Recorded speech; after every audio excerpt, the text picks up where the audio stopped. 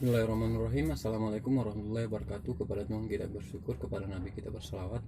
Baik, langsung saja kami dari kelompok 6 ingin mempresentasikan hasil makalah dari kami, yakni sejarah dan ide-ide Utsmani Muda dan Turki Muda. Langsung saja kepada tokoh-tokoh Utsmani Muda. Yang pertama adalah Ibrahim Sinasi yang lahir pada tahun 1824 dan wafat pada tahun 1871. Nah, ide-ide yang kemudian dimajukan oleh Ibrahim Sinasi ialah ia menerbitkan surat kabar Tasfiri Afkar, deskripsi ide-ide di tahun 1861 yang segera menjadi forum terkenal untuk mengekspresikan bentuk-bentuk sastra dan baru dan ide-ide politik. Surat kabar ini banyak berpengaruh dengan kebangkitan kaum intelektual di kalangan Utsmani pada abad ke-19. Dari tulisan-tulisannya yang berbau sastra seperti di atas mengungkap hak-hak rakyat, pendapat umum, kesadaran nasional, pemerintahan konstitusional, dan sebagainya. Kemudian tokoh yang kedua adalah Syahpasyah. Ide-ide yang kemudian terkenal dan banyak berpengaruh dalam pemikiran Syahpasyah adalah yang dimana ia berpendapat bahwa kemajuan Eropa hanya dicapai dengan sistem pemerintahan konstitusional. Agar Turki bisa sejajar dengan negara-negara maju di Eropa, maka Turki harus meninggalkan sistem absolutisme dengan segera menganut sistem konstitusional. Kemudian negara konstitusional tidaklah bertentangan dengan Islam.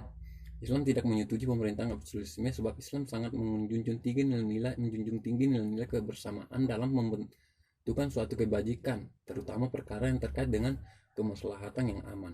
Apa yang dimiliki oleh Barat yang membawa kemajuan dan ketinggian peradaban sebenarnya sudah mendapat legitimasi dari Islam.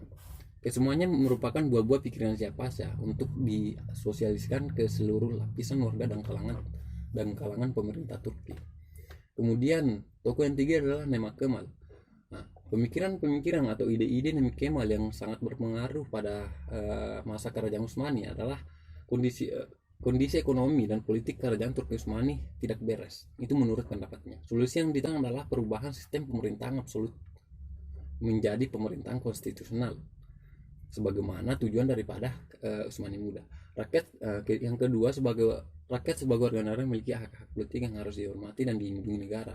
Yang ketiga, pemerintahan demokratis tidak bertentangan dengan ajaran Islam, sebab negara yang dipimpin oleh 4 khalifah sepeninggal Rasulullah SAW sebenarnya memiliki corak demokrasi. Kemudian tokoh yang keempat ialah Mithat Pasha.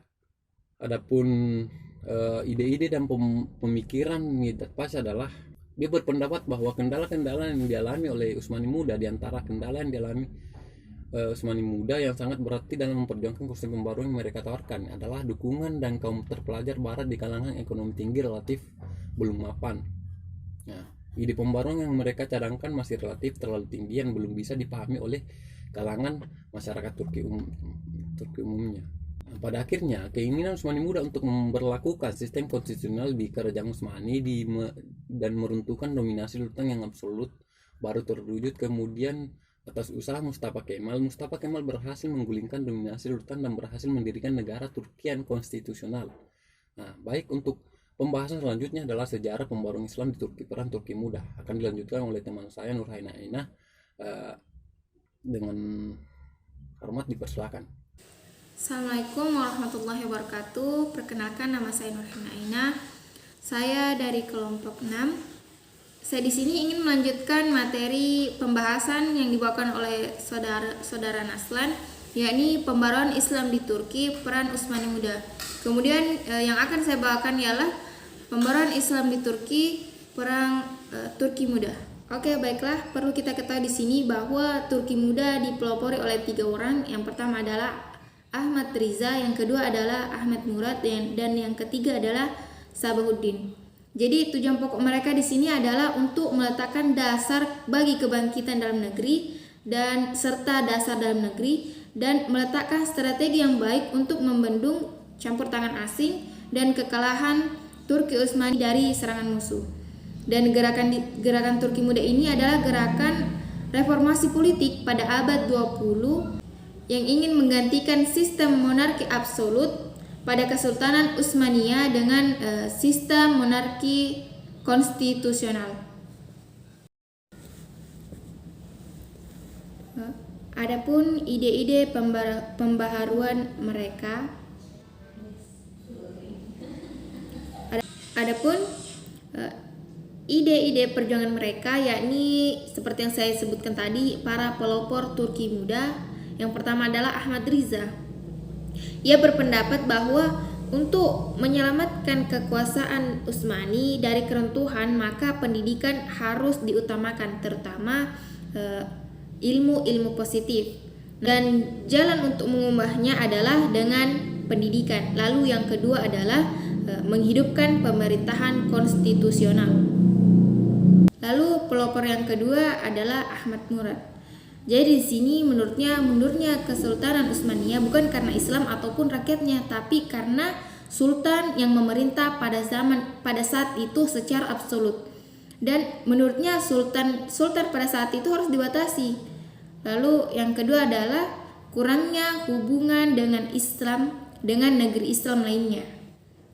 Kemudian ia juga mengusulkan perlunya didirikan badan pengawas yang tugasnya menjaga agar undang-undang tidak dilanggar oleh pemerintah dan Dewan Syariat Agung yang anggotanya dari wakil negeri Islam di Afrika dan Asia, dan kemudian agar sistem musyawarah tidak dilanggar. Lalu pelopor yang ketiga adalah Pangeran Sabahuddin. Jadi Pangeran Sabahuddin ini adalah salah satu tokoh Turki muda yang termasuk keluarga kerajaan. Ia adalah cucu Sultan Mahmud II. Ia dan sekeluarga meninggalkan Turki dan menetap di Eropa guna menghindari kekuasaan absolut. Di Eropa sana, di Prancis, ia dipengaruhi oleh pemikiran-pemikiran di bidang sosiologi, sehingga menurutnya yang perlu dilakukan adalah perubahan sosial, bukan pergantian sultan. Lalu Pangeran Sabahuddin juga berpendapat bahwa jalan yang harus ditempuh untuk melakukan revolusi sosial adalah pendidikan. Dan untuk mengembangkan ide-ide pembaharuannya ini, ia juga menerbitkan sebuah majalah. Oke, baiklah, mungkin cuman ini yang bisa kami sampaikan. Kurang dan lebihnya mohon dimaafkan. Akhir kata, wallahul muwaffiq ila aqwamit thoriq. Wassalamualaikum warahmatullahi wabarakatuh.